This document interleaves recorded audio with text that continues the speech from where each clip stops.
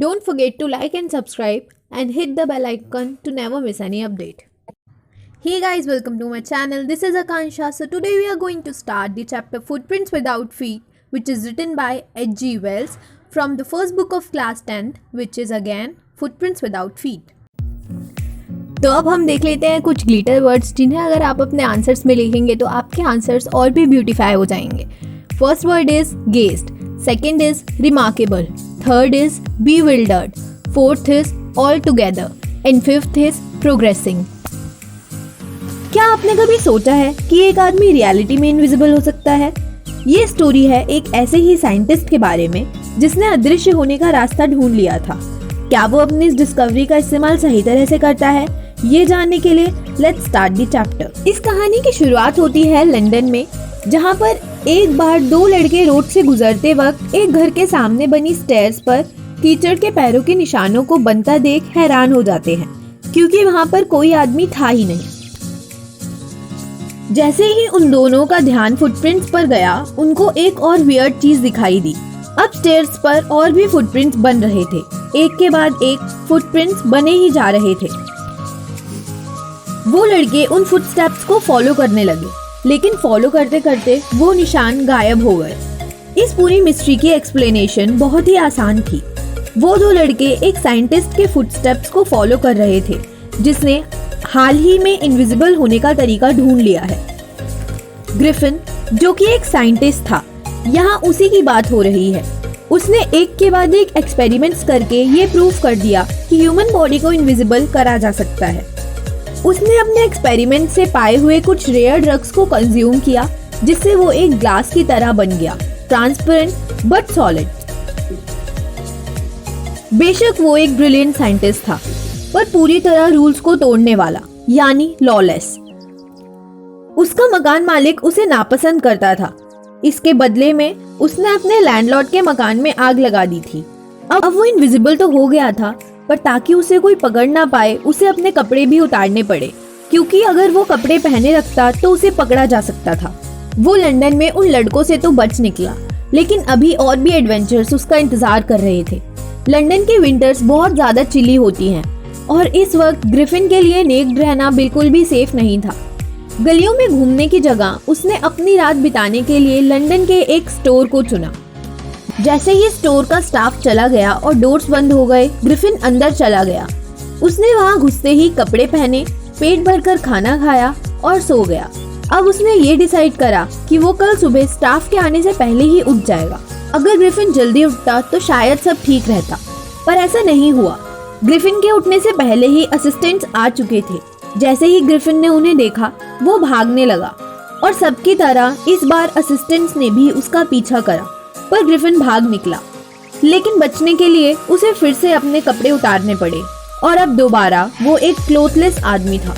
अब उसने एक थिएट्रिकल कंपनी में जाने का सोचा, जहाँ से उसे एक फॉल्स नोज, मास्क, क्लोथ्स और बाकी जरूरत के सामान मिल सकते थे. वो सीधा थिएटर वर्ल्ड के सेंटर यानी ड्ररी लेन पहुंचा. वहाँ उसे एक दुकान मिली, जिसके अंदर जाने के बाद वो बहुत देर बाद एक फॉल्स नोज, डार्क ग्लासेस और अपने पूरे चेहरे को बैंडेजेस के साथ कवर करके बाहर आया. पकड़े जाने के डर से उसने शॉपकीपर पर अटैक करके उसको लूट लिया और उसके सारे पैसे रख लिए. अब लंदन से कहीं दूर भागने के लिए उसने आइपिंग नाम की जगह के लिए ट्रेन पकड़ी, जहां उसने पहले ही एक इन में 2 रूम बुक कर रखे थे. एक स्ट्रेंजर का विंटर्स के मौसम में इन में आना उस इन की लैंडलॉर्ड मिसेस हॉल के लिए शॉकिंग था. जैसे ही ग्रिफिन उस इन में पहुंचा, मिसेस हॉल उसके बैंडेज्ड फेस को देखकर घबरा गई. इससे पहले वो कुछ पूछती, ग्रिफिन ने कहा, मेरा यहाँ आने का एक ही रीजन था, अकेले रहना, इसलिए मुझे डिस्टर्ब मत करना. और मैं आपको बता दूं कि हाल ही में एक एक्सीडेंट के कारण मेरा फेस बैंडेज्ड है. मिसेस हॉल को पहले ही एडवांस मिल गया था, इसलिए वो कुछ न बोल सकी. पर कुछ दिनों बाद ग्रिफिन के चोरी के पैसे खत्म होने लगे थे, जिसके कारण ग्रिफिन को मिसेस हॉल को ये बताना पड़ा कि अब उसके पास कैश नहीं है. पर उसने झूठ बोलते हुए कहा कि कुछ दिनों में मेरा चेक आने वाला है. कुछ देर बाद एक क्यूरियस घटना घटी, जहां एक क्लर्जीमैन यानी चर्च के फादर के घर में चोरी हुई, जिसके बाद क्लर्जीमैन बहुत ही शॉक था. उसका कहना था कि उसे पैसों की खनक सुनाई दी. वो वहीं पर था पर उसे कोई दिखा ही नहीं। अगले दिन लैंडलॉर्ड और उसकी वाइफ यानी मिसेस हॉल जल्दी उठ गए और साइंटिस्ट के कमरे को खुला देख वो चौंक गए, क्योंकि ज्यादातर कमरा लॉक्ड रहता था। उन दोनों ने साइंटिस्ट के कमरे में झांकने का ये मौका नहीं छोड़ा। उन्होंने जब झांक कर देखा तब पाया कि कमरे में सब फैला हुआ था, यानी ग्रिफिन बहुत देर से उठा हुआ था और आमतौर पर वो जो कपड़े और बैंडेजेस पहनता है वो बेड पर पड़े हुए थे। अचानक मिसेस हॉल को उनके कान के पास स्निफ यानी सूंघने की आवाज आई। एक पल बाद बेड पर पड़ी हुई हैट आकर उनके फेस पर लगी। उसके बाद कमरे की चेयर में मानो जान सी आ गई हो। हवा में उड़ते हुए वो सीधा मिसेस हॉल के पैरों के पास रुकी।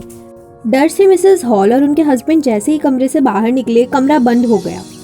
पड़ोसियों का कहना था कि इन सब चीज़ों का कारण जादू टोना है जो कि साइंटिस्ट करता है। ये शक और भी गहरा हो गया जब क्लर्जीमैन के घर में चोरी के एक दिन बाद ही ग्रिफिन ने मिसेस हॉल को रेंट दे दिया।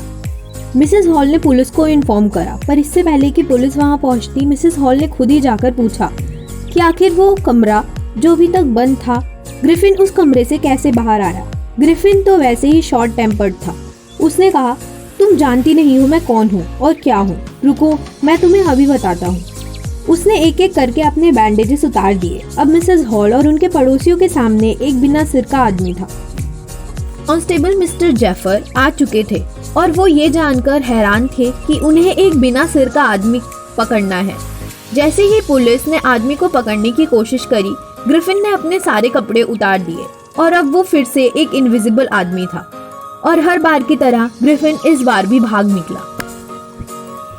ये चैप्टर यहीं पर एंड होता है। तो अब देख लेते हैं कुछ इंपॉर्टेंट क्वेश्चंस जो पहले भी कई बार एग्जाम्स में आ चुके हैं और जिनकी आगे भी एग्जाम्स में आने की प्रोबेबिलिटी बहुत ज़्यादा है। First question is, what was the curious episode that took place in clergyman study? Second question is, what was done by Griffin by going inside the theatrical company? Third is, how do you assess Griffin as a scientist? Fourth is, why does Mrs. Hall find the scientist eccentric? And the fifth question is, why was Griffin a lawless man?